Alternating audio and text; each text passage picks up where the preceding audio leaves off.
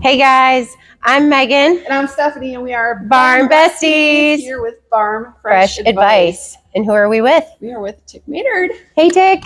Hey. Super excited to have you. Thank you so much for your time. Thanks for having me. We love this. This is great. We're excited. After a long day and you're here with us, we really appreciate that. And for our subscribers who may not know you, I have a very long bio.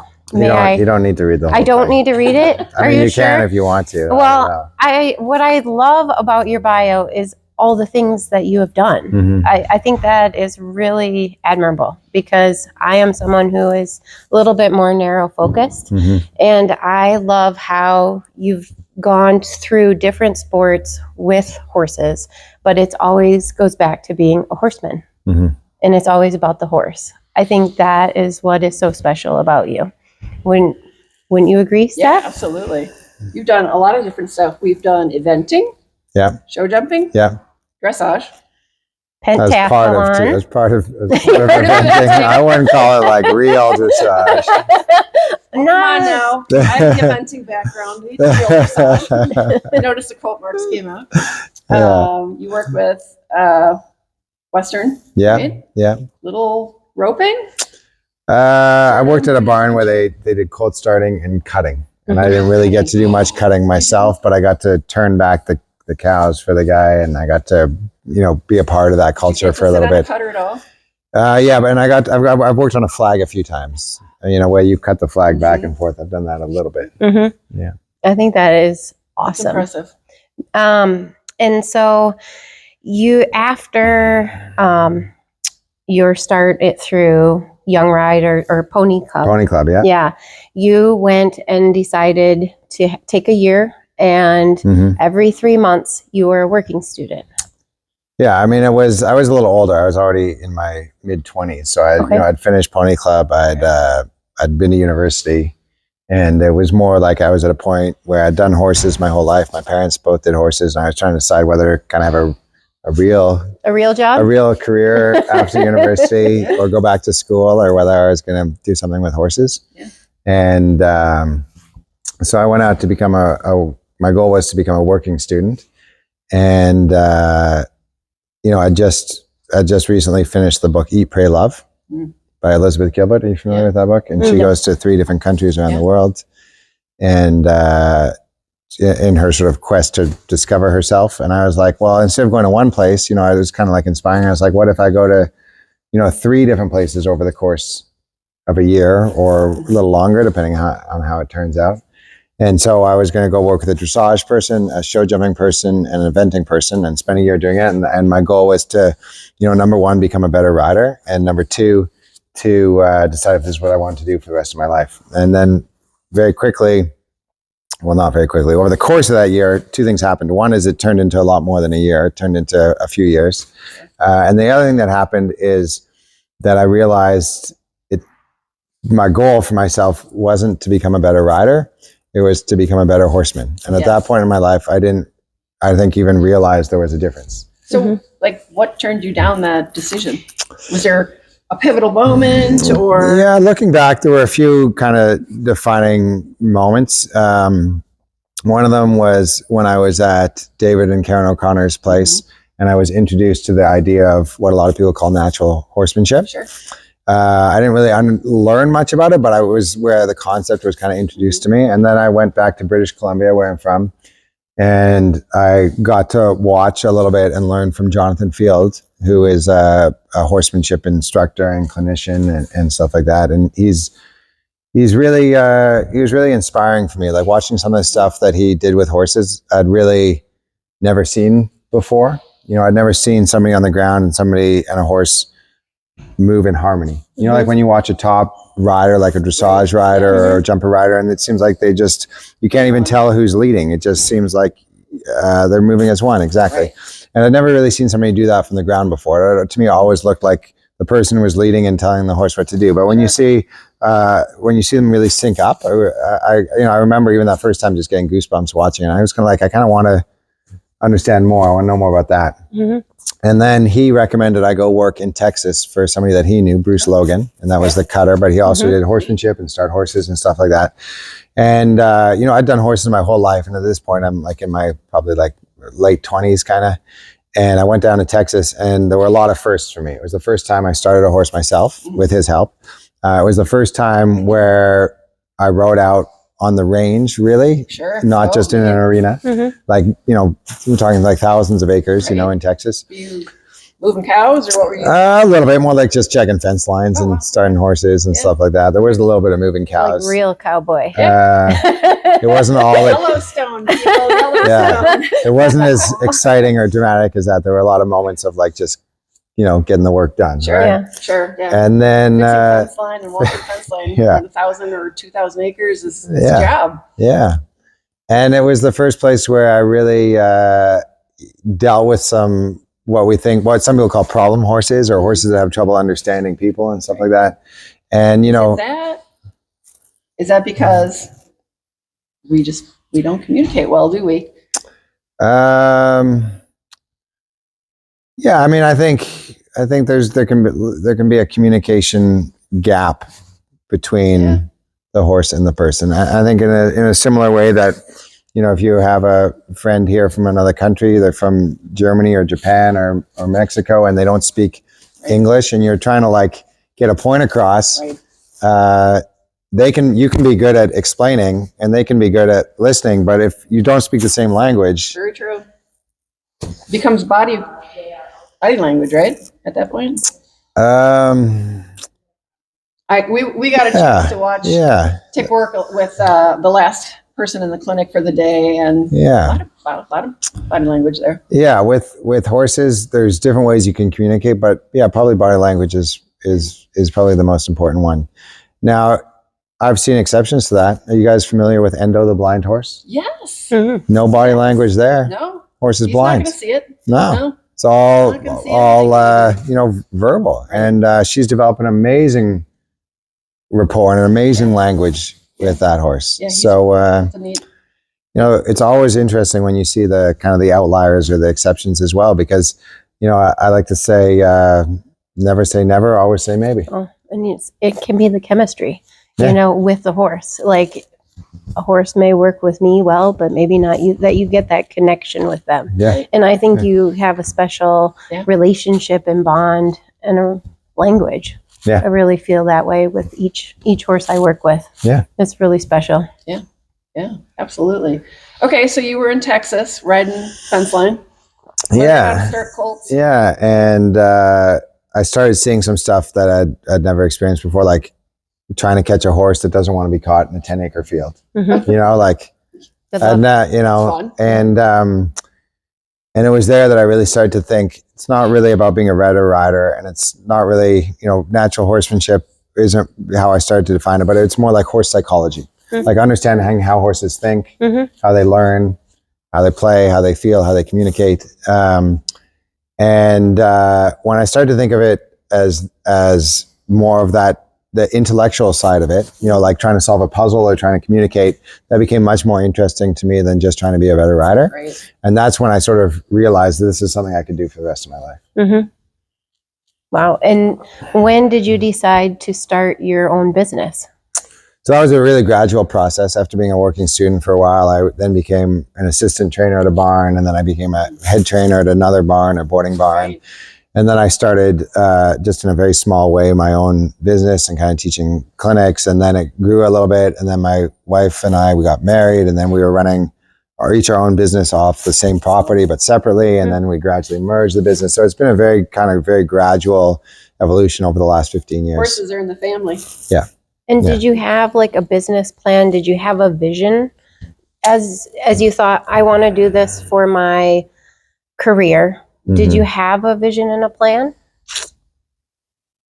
Or did it just evolve? I was always thinking ahead a few years about where I wanted to go. Like, the idea of teaching clinics was something that I wanted to do. So that started in a small way and then gradually got bigger. And what do you like teaching about clinics? I don't. I love being at home, and I love seeing horses. What do you love about teaching clinics?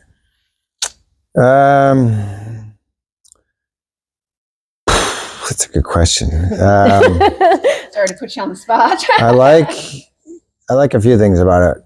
Number one, I like that one, you have people that have never seen how I try to work with horses before, and they've never seen that before, and you start to get people that have that first glimmer of understanding, the way that I did when I was at the David O'Connor's and Kevin O'Connor's place, or when I worked with Jonathan Field, like lighting that fire in somebody. Right.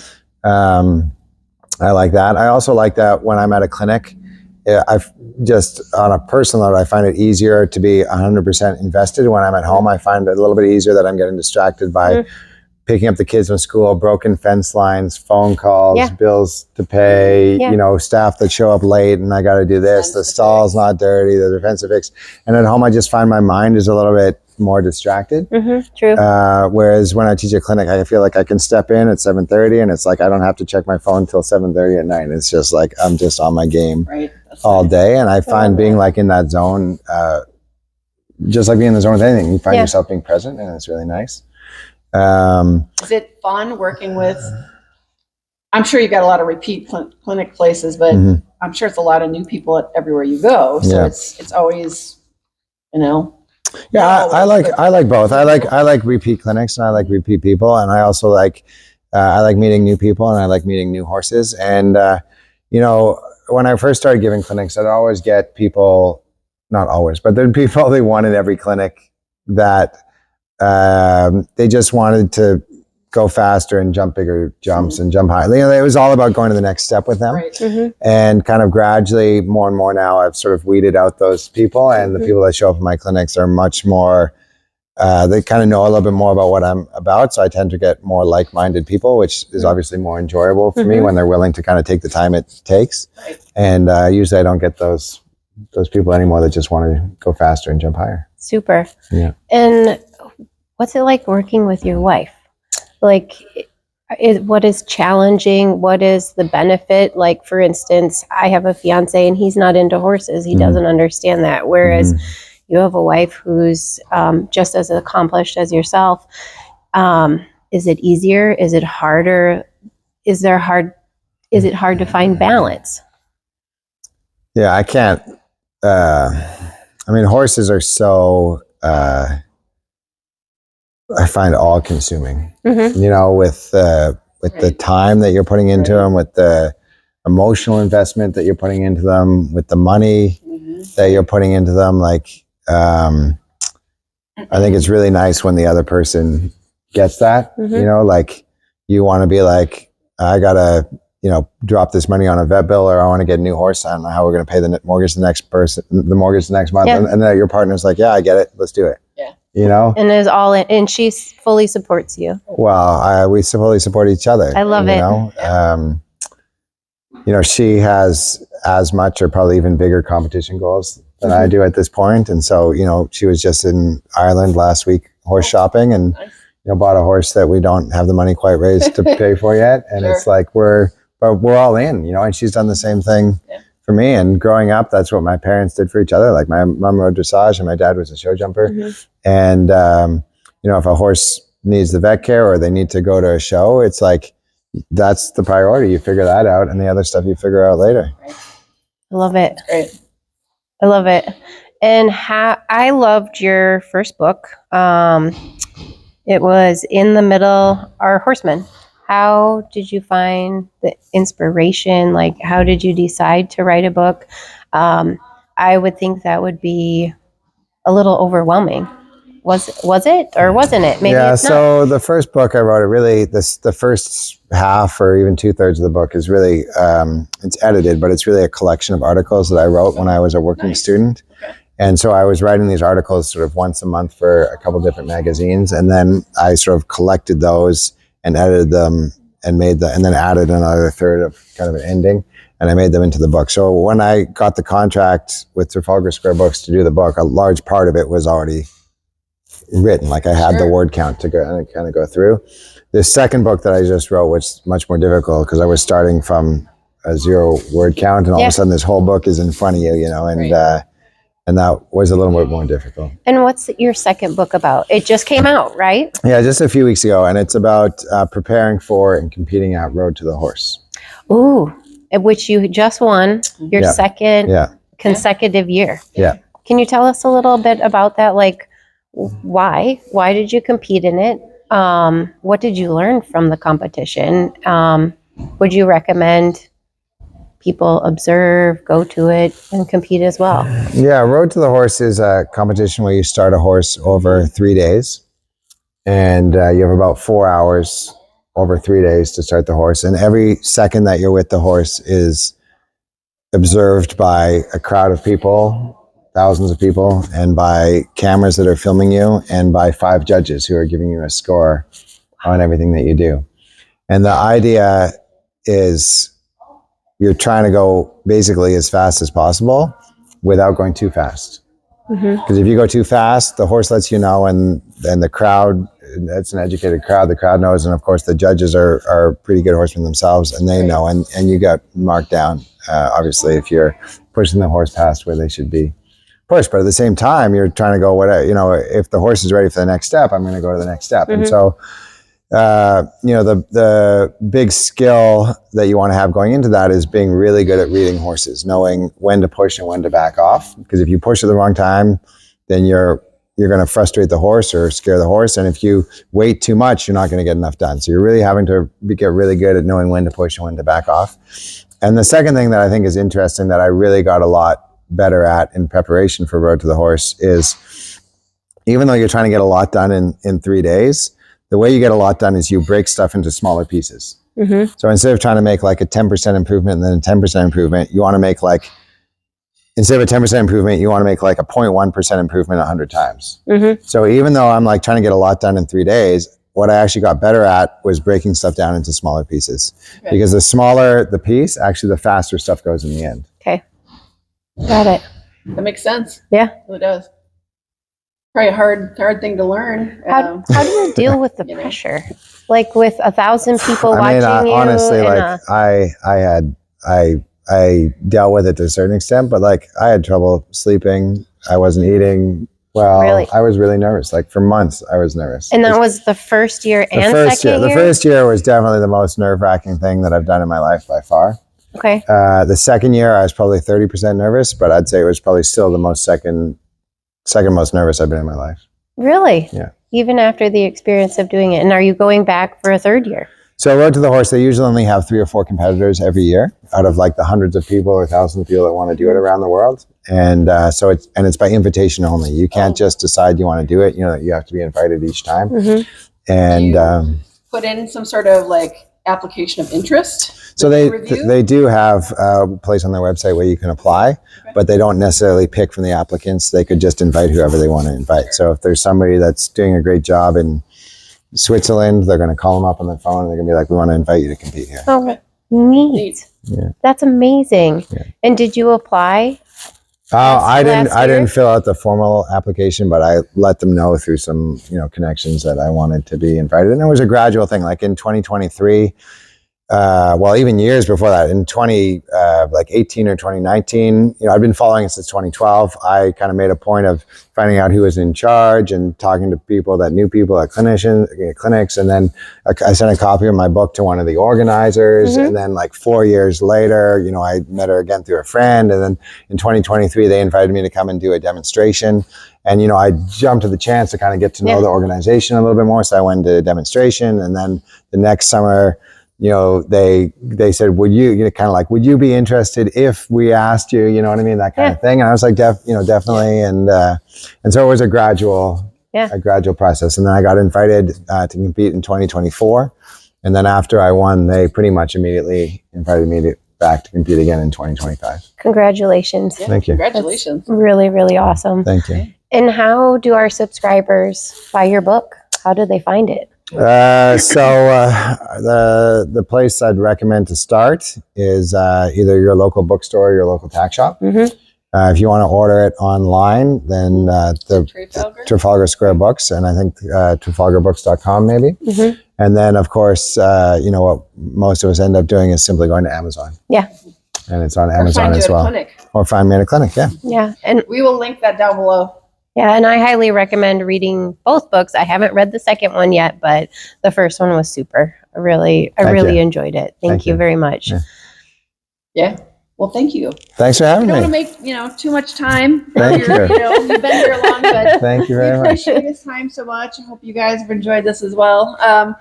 Do you and your wife have a website that they can? Copper, I think it's Copperline Equestrian. Okay. So, or We'll find it and we'll link it down copperlineequestrian.com. below. We'll put it in the description so they don't have to search. Yeah. Yeah. We'll put it down below in the description, everybody. So Yeah. thank you so much for your time. We Yeah. really appreciate it. Thank you. Thanks for having me. Goodbye, Make everyone. sure you all hit the subscribe button on your way out. Hit the like. We appreciate it. Leave some comments down below. See you in our next video. Bye, guys. Barn Besties. Bye, Check it out. guys. Yeah.